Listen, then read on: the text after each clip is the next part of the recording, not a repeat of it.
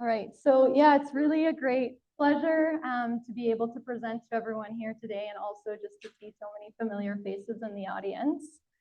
So I'm going to be sharing a little bit of what I've been up to over these past few years working on fiber optic sensing.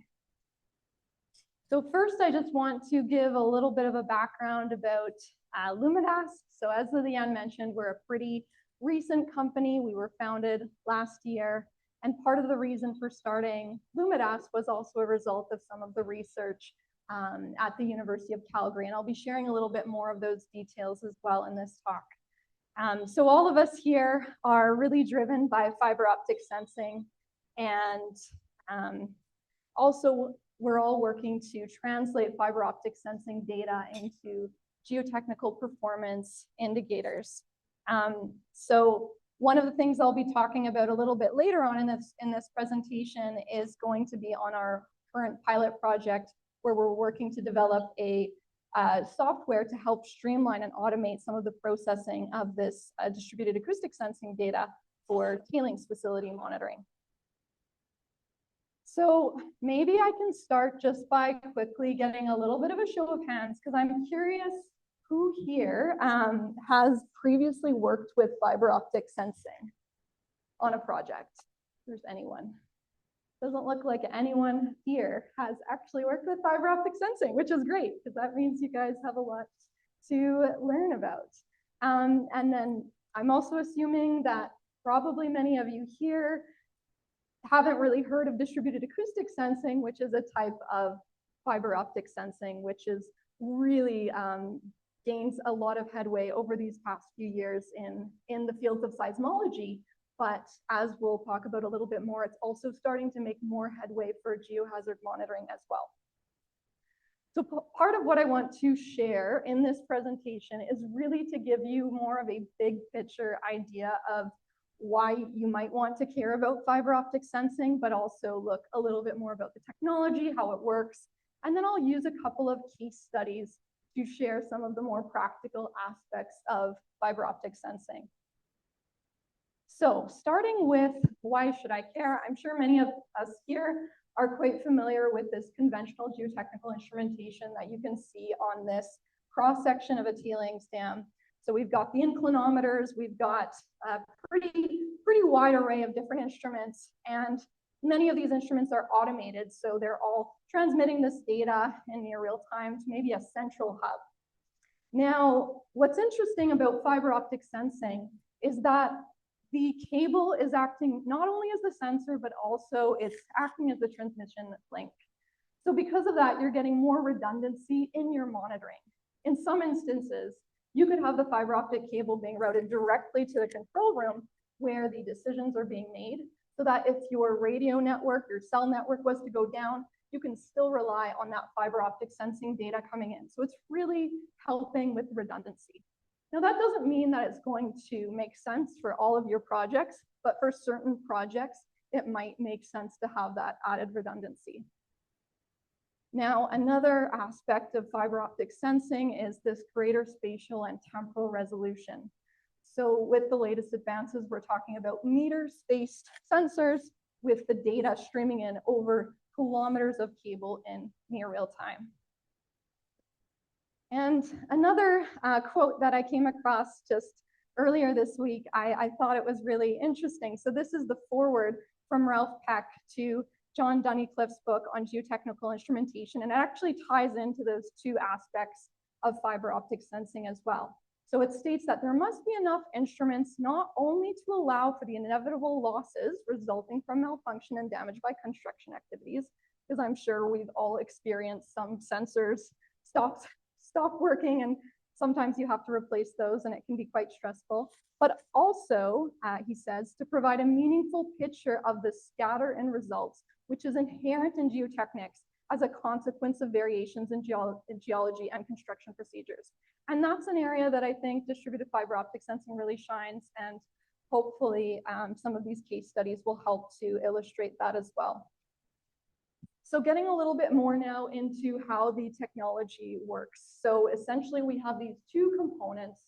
We have what's called an interrogator, which is essentially your readout box, and then you have your fiber optic cable. So within that fiber optic cable, you have this thin strand of silica glass, which is your optical fiber. Your interrogator contains this laser, and that laser is injecting thousands of laser pulses every single second.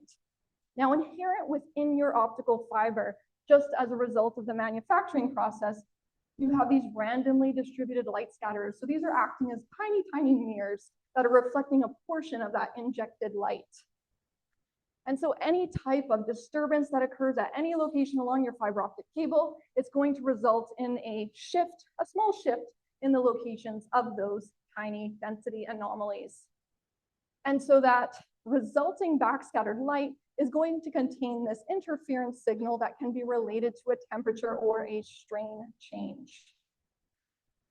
So if you want another way to visualize how this technology works, so we can see here, this backscattering power is what's being recorded at the interrogator. So you can see the backscattering power of that backscattered light along the entire length of the fiber optic cable.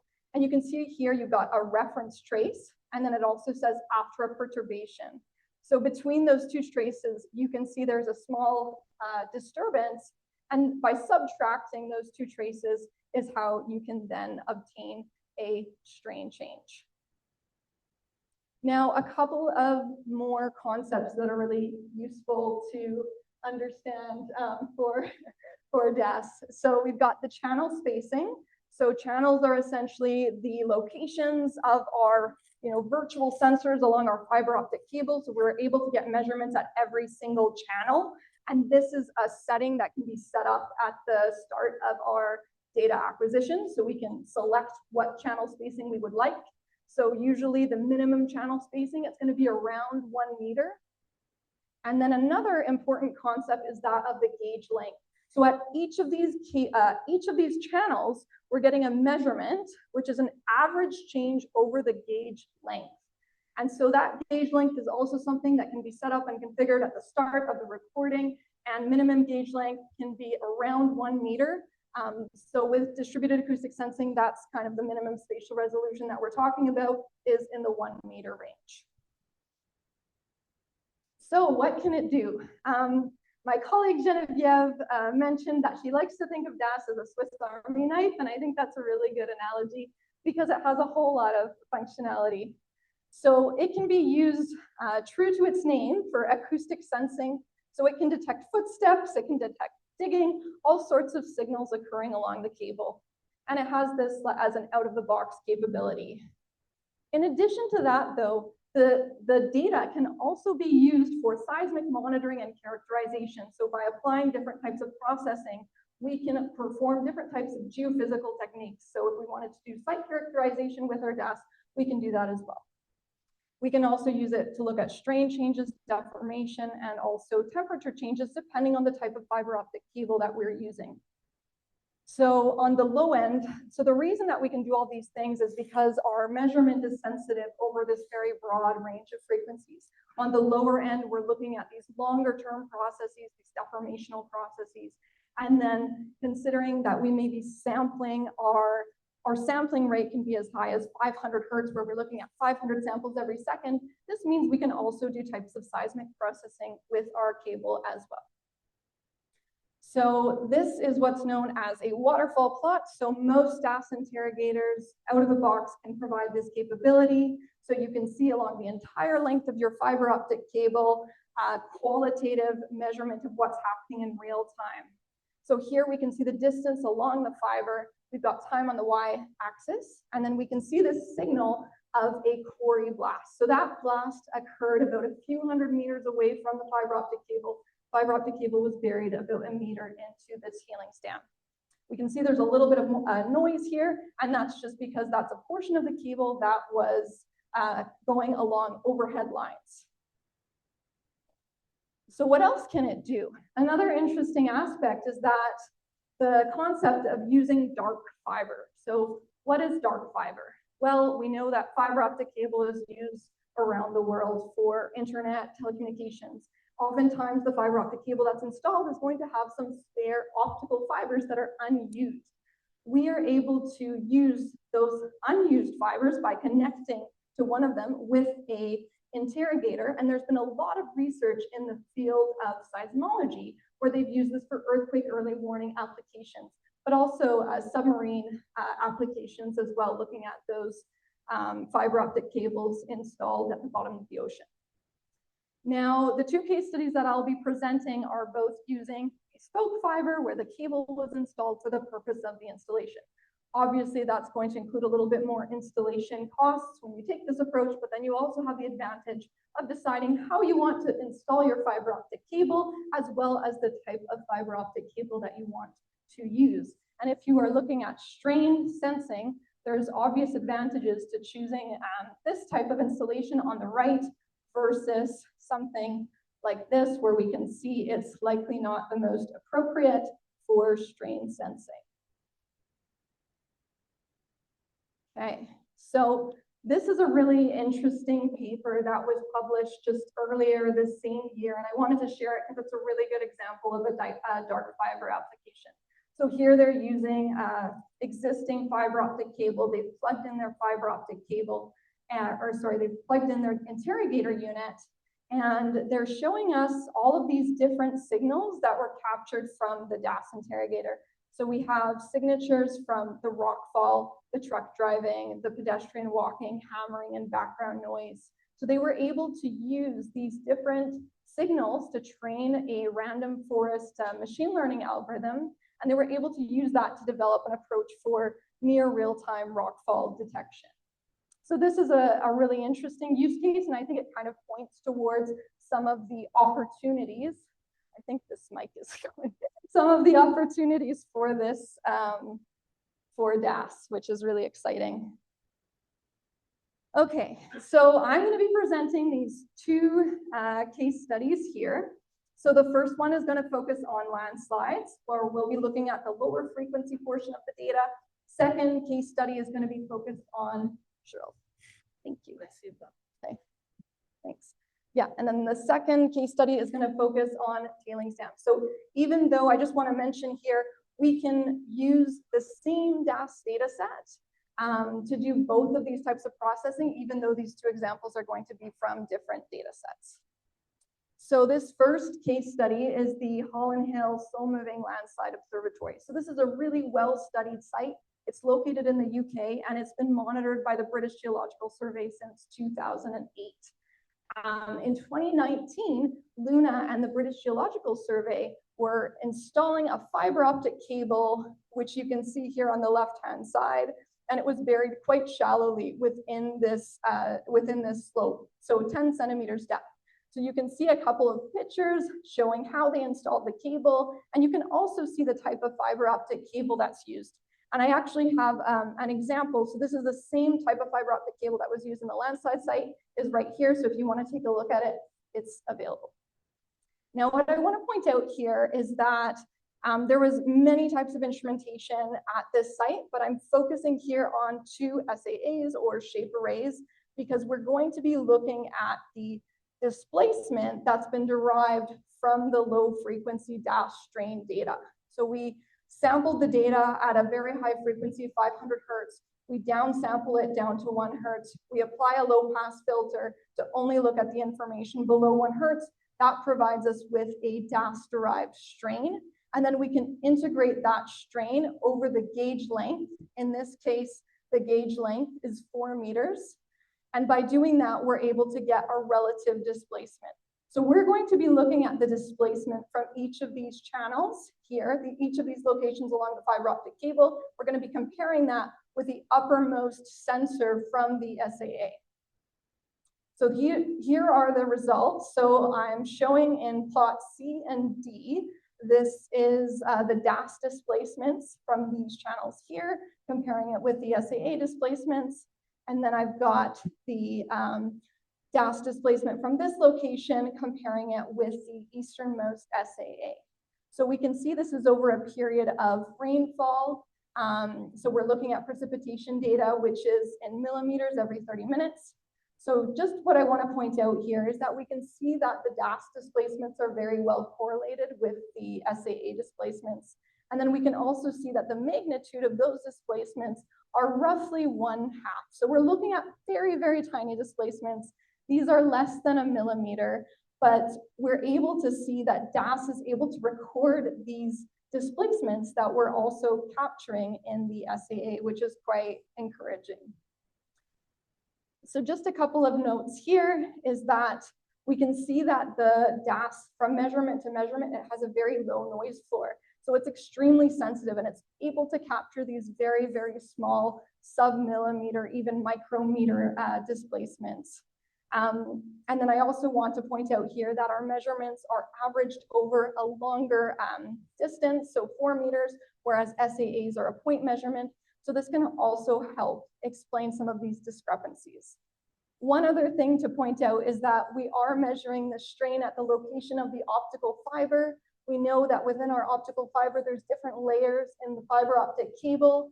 And so we know that there's some strain transfer occurring between those different layers so that the strain in the ground isn't going to be, the strain in the fiber isn't necessarily going to capture all of that strain that's occurring in the ground.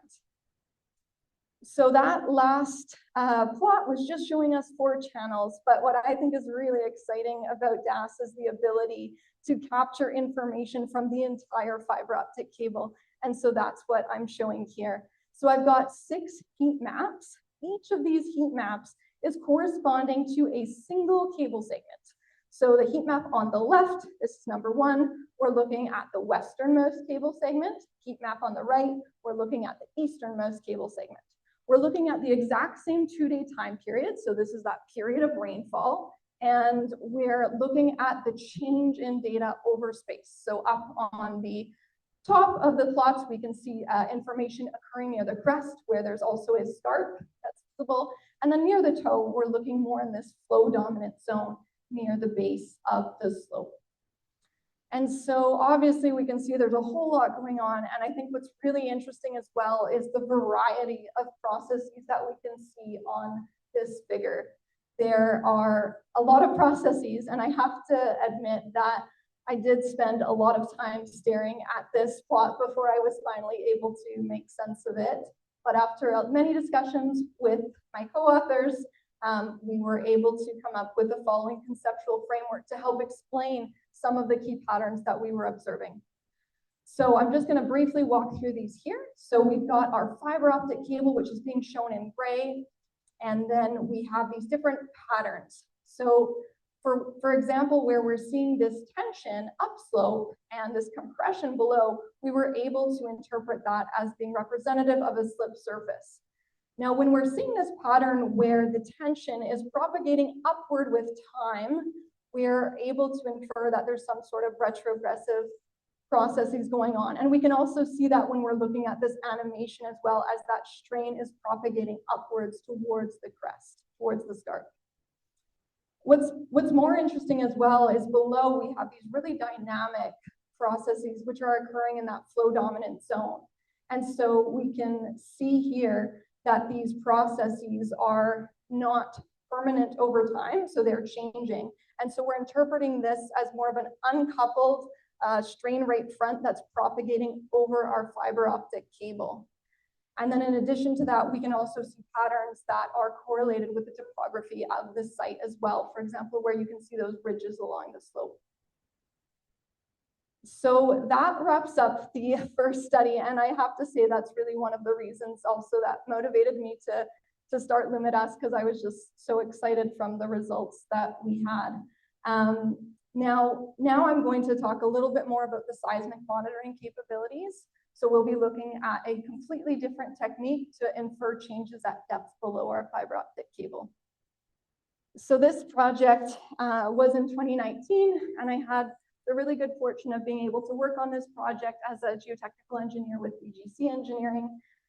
So this was where I first learned about DAS technology, where over nearly 6 kilometers of fiber optic cable was installed about 1 meter below the crest of this tailings facility. So we can see a cross section showing the fiber optic cable. We can also see the type of fiber optic cable that was installed as well. Now, the purpose of this original installation was to act as a type of tripwire type detection system to detect a potential dam breach, and it was integrated as part of the overall risk mitigation program. But what was really What was really fortunate as well was that I was able to come back to site this time as a PhD student, and I was able to acquire data using another DAS interrogator. So I'm just highlighting here that I'll be focusing on this segment. So I'll be looking at a 120-meter segment. The reason I'm focusing on this segment is because we also did an earlier study using geophones at that same location. So we were able to have two systems running in parallel. So there were two interrogators running at the same time on site. The reason we were able to do that is because our fiber optic cable had multiple fibers, and you only need a single fiber connected to your interrogator to be able to get your measurements. So just going back a little bit, explaining now about the technique that we applied. So this is a geophysical technique where we can monitor the relative change in seismic velocities, and we're using the background ambient noise field as a noise source. This means that we can monitor continuously over time. It's different from an active method where you might be using a sledgehammer to create a noise source. With passive techniques, you're essentially stacking the energy from the ambient noise field over time to create what's known as a virtual source. And if we look, if we take the cross correlation, so I don't want to get too much into the math here, but if we take two locations along our fiber optic cable and we cross correlate the signal between those two cables, we get a cross correlation waveform. Now, if we look in the later portion of this waveform, this is where we're able to detect really small changes. And that's because in the later portion of the waveform, that's where the wave is highly scattered. So it spent more time propagating within the medium. And this is partly why we like to use total wave interferometry for monitoring these really small changes. There's a paper here that can describe it a little bit more in detail. And the same author that wrote this paper on the right here also demonstrated how with our seismic velocity changes, which are referred to as dB over V, they are mainly sensitive to changes in shear wave velocities for a Poisson medium. So we can use this as a proxy for a change in soil stiffness. Now, another reason we wanted to apply this method is because there was a very well-known study, which was in Switzerland back in 2012, and they had two seismometers on either side of a landslide. They applied this technique, and so they recorded their dB over V, and during that period, they actually had a failure. So the failure is shown as this gray shaded area. So they had rainfall data, they also were recording the water table data, and what they point out on this figure is that there's this instant number 1 where you can see a very small decrease in your dB over V, and then you can see a much more significant decrease in your dB over V in the days leading up to the landslide. So this helps to point out some ways that it could potentially be used for early warning applications, and that was also what prompted our interest in looking into this method with our fiber optic cable. So here I'm showing our main results from our tailings dam data set. So we're taking our dB over V and we're pushing it a little bit one step further by looking at the frequency dependent dB over V. So for each frequency band, we have a different dB over V. The reason that we're doing this is because we know that depending on the frequency, it's going to be sensitive to different depths. So I'm also showing here, I've got the air temperature, and I've got the inverted pond levels and the rainfall just to help illustrate some of the relationships between dB over V and these different environmental processes. So how can we understand where the dB over V is changing at different depths? We can do that by using a sensitivity kernel. So this sensitivity kernel was informed by a nearby seismic cone penetration test. So using a model of the dam, we were able to use this sensitivity kernel to help us estimate how the dB over V is sensitive at different depths for different frequencies. So we're looking at these same frequencies in our sensitivity kernel. We can see it's sensitive over a range of depths. So it's not as easy as just saying, yeah, it's at 10 meters.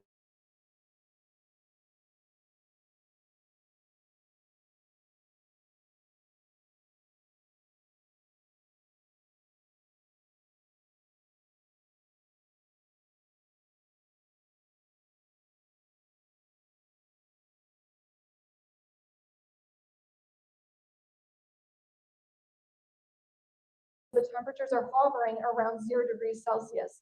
And we can see that in the lower frequencies, so these dark blue lines, we can see there's higher fluctuations, and these fluctuations are correlating with our daily average air temperature measurements. So we interpret this as the freeze-thaw processes are what's dominating our dB over V response in the early springtime. Now, later on in the spring and summer, we see something quite different. So we can see this more gradual change. I also want to mention that these changes are very small. So we're talking about less than 2% of change over these few months. But here we're looking at core pressure changes, which is what we are assuming is really dominating the dB over V response in these later months. And so I won't go into all of the details of this particular study, but it's also a publication, so I can share that with you if you're interested to dive more into the details. I think the main takeaway that I want to share here is that we can integrate both of these techniques with the same data set. So using a near surface fiber optic cable, we can get information at the location of our fiber optics using these low frequency processing techniques. But then by using geophysical methods, we can also infer changes at depth. So this can really help us provide a more holistic view of what's going on within our structure. Now, quickly, I want to share a little bit. I'm not sure how I'm doing on time, but I want to share on our tailings pilot. So this project began not quite, I guess, a year ago, but we installed the fiber optic cable in May of this year. And so we have 850 meters of cable that's installed along the crest, and we already have over 20 terabytes of fiber optic data that's been recorded. The reason we have so much is because obviously we wanted to acquire as much data as we could, so we can really dive into some of the details of these different processing techniques as well and learn more about what else we can do with this. So I do want to acknowledge the many project partners that are a part of this project. It's funded as well by both the federal and provincial governments. And I also want to acknowledge our main mining partner, Teck, because obviously without them providing their site for the use of this pilot, this wouldn't have been possible. So you can see here the layout of the fiber optic cable along with different conventional sensors as well that are located near the cable. We also have a section, a 300-meter section, where we have 3 different types of fiber optic cables. So this is going to allow us to learn a little bit more about how the different types of fiber optic cables can impact our response for both the strain and the seismic processing. In addition to DAS, we'll also be looking at, we've also collected data using distributed strain sensing and distributed temperature sensing technologies. So this is also going to help us with benchmarking the capabilities of DAS for strain and temperature sensing as well. Now here, I just want to share some of the equipment that's been installed on site. So as you can see, there's been a number of different types of interrogators used. So we had the university-owned OptiSense ODH4, the same one that was at the tailings pilot site that we saw earlier, or the case study. We also have a much smaller unit, which is the Centella Nano. So I like to show this as well because it really shows the difference depending on the manufacturer, depending on what the needs are. There's quite a wide range in technologies available for fiber optic sensing. And then in addition to that, we've got these 3 different types of fiber optic cables. So there's been some really exciting, I think, advances in fiber optic cable construction as well. So one of these is this nerve sensor cable where they have this monolithic core. And so through this, they're able to get higher strain transfer from the optical fiber to the surrounding formation. And it also has this braided coating, so there's less slippage that might occur with your fiber optic cable within the ground as well. There's also a cable where we can separate the strain and the temperature response. So think of it as having one fiber where it's within this little pipe loosely coupled. And then we have another fiber where it's very tightly coupled. And so we can basically connect those 2 fibers together to separate the strain and the temperature response by looking at those different responses. And then finally, we've got this lower cost cable, which again is the same one that I've got here. And I also have a couple of examples of actually both of these cable types in much smaller samples here as well, if you'd like to take a look. So I'm getting towards the end. It feels like I've done a lot of talking. So almost there, but I just want to, bring it back a little bit to some more practical considerations. So talking a little bit about cost, because I think everyone's always curious about that. And I think oftentimes the argument against fiber optic sensing can be that it's simply too expensive. But I do want to say that I think that's changing, and I think it's changing really rapidly. And a lot of the interrogators are now much less costly than they were even just a few years ago. In terms of the cost for the different cables, this can also vary quite widely. If you're looking for more specialized sensing cables, that might exceed $20 per meter, but for the ones that were shown in these two case studies, they were just using standard telecommunications grade cables that are quite low in cost. So things to think about as well if you're thinking about fiber optics. Are there existing and planned sensors that you're installing where you can simply pair a fiber optic cable? You can really take advantage of that to lower the costs of the installation. Now, thinking about the interrogator and the auxiliary hardware costs, this can vary quite widely, as I mentioned. So depending on the lengths that you want to monitor, it can range quite a bit. I think some other important factors are the power consumption. So depending on where you're installing this, a lot of interrogators might consume quite a bit more power, but there's also some lower consumption units that are available where you could do more of a remote setup. And then again, I think the idea of this longer term data storage, what are you doing with your data? Can you overwrite it? I think that's a pretty big aspect to think about as well. So just some final thoughts here. I think this is the last slide, or almost last slide. So I think low frequency DAS is really an emerging frontier in geohazard monitoring. So there hasn't been as much research in this area. There's a few more case studies for hydraulic fracturing, but not so much in geotechnical monitoring. But I think it has so much potential, and I'm really excited to see it start to take off here as well.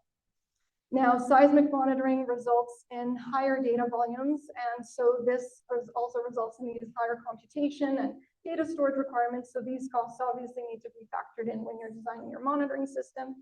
And then finally, different fiber optic cables can have different strain transfer characteristics.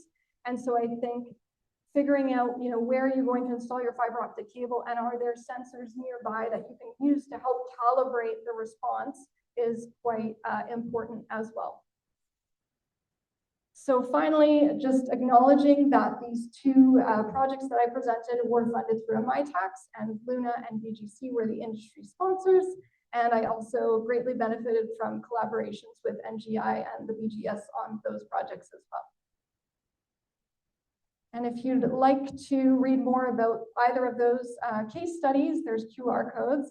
And then also I just put in a little link to a survey. So if you do have any feedback, we're definitely keen to learn more about what geotechnical practitioners are most interested in for fiber optic sensing and where your hesitancies are as well. So feel free to share your feedback or just email me. Thanks.